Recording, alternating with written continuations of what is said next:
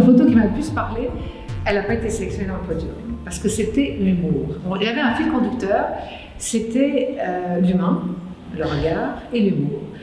L'humain est sélectionné, le regard également, non juste l'humour. Voilà, ça c'était mon L'humour, coup de cœur. c'est la photo qui t'a manqué. C'est celle qui m'a manqué. Je peux dire comment elle était? Oui. Le camembert et les baguettes? Ah oui, voilà, une Coréenne qui disait, moi je réfléchis à la façon de partager les nourritures. Et chez tout le monde, il y avait une rencontre à la fois de l'architecture et de l'environnement, de la nature et des hommes, et c'était assez prégnant, effectivement, de pressentir la perspective d'avenir avec cette notion nature, mariage d'architecture et d'universalité. Alors moi, ce que j'ai beaucoup apprécié dans cette réunion de jury, c'est qu'on parle beaucoup d'intelligence artificielle, et je me suis dit, il y a une chose que l'intelligence artificielle ne réussira jamais, c'est cette rencontre entre les hommes, avec une connexion qui fait qu'au lieu de collecter, comme on dit, de la data et des données, et bien là, on a vu des personnes qui faisaient évoluer leur point de vue, et en faisant évoluer leur point de vue, en écoutant l'autre, en étant dans ce terrain d'entente, d'écouter le point de vue et de faire une sorte de fertilisation croisée des remarques et des jugements, eh bien ça c'est propre à l'homme. Et ce qui est propre à l'homme, c'est plus fort que la technologie et ce sera plus fort que l'intelligence artificielle. Voilà.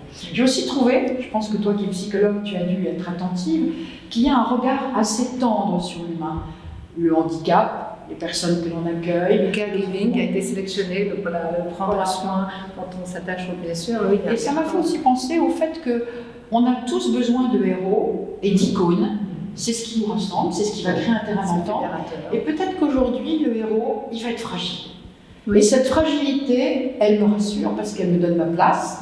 Si je vieillis, si je suis malade, si je tombe, si j'ai une intervention, si j'ai quelque chose dans mon corps qui bouge, eh ben je rentre dans un monde où les jeunes me disent « tu auras ta place et on sera à côté de toi ». Et j'aime bien cette image du héros fragile.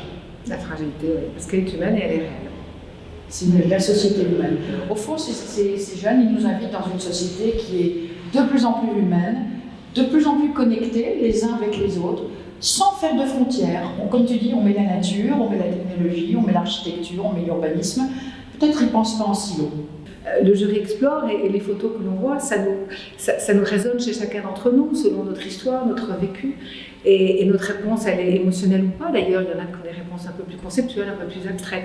Mais en tout cas, ça nous interroge, nous adultes, sur la manière dont les jeunes voient l'avenir et leur perspective d'avenir, et du futur. Et tant mieux si c'est la fragilité de l'être humain.